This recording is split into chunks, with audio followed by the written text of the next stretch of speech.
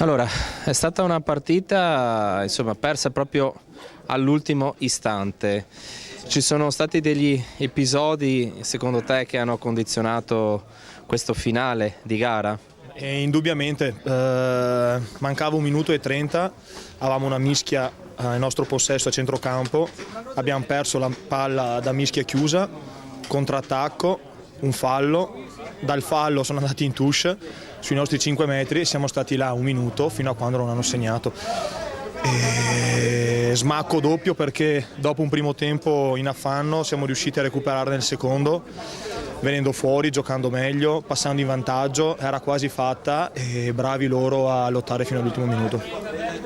Ecco, tu hai avuto la possibilità insomma, anche di trovare insomma, con i drive, di fare andare avanti la tua squadra con il punteggio, soprattutto nel secondo tempo. Nel primo tempo vi ho visti un po' legati, non riuscivate ad esprimere il vostro gioco alla mano, come mai? Non lo so, eravamo legati, lenti, eravamo lenti a riproporci in senso, non riuscivamo a fare il nostro gioco. Ripeto, bravi perché dopo un primo tempo in affanno ci siamo riscattati nel secondo. E dei drive, sinceramente io devo solo tenere la palla in mano, il resto lo fanno tutti quanti i ragazzi davanti. Queste veramente sono tutte quante mete della mischia, ecco, io devo solo appoggiarla. La consolazione di questa partita deriva dal fatto che avete guadagnato 2 punti, no, in classifica, grazie appunto al bonus delle mete e al fatto appunto di essere sotto i 7 punti.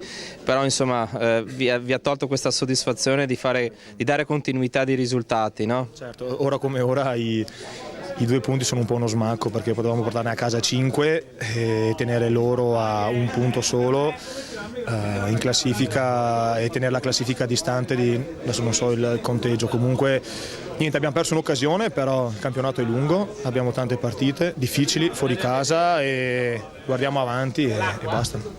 Questo dimostra che insomma ogni partita è difficile, soprattutto i derby, e si sa quanto i derby condizionano le classifiche delle squadre venete. Sì, indubbiamente li ho visti festeggiare veramente alla grande al fischio finale, quindi vuol dire che il San Donato ci teneva molto a questa partita perché li ho visti veramente carichi all'80°.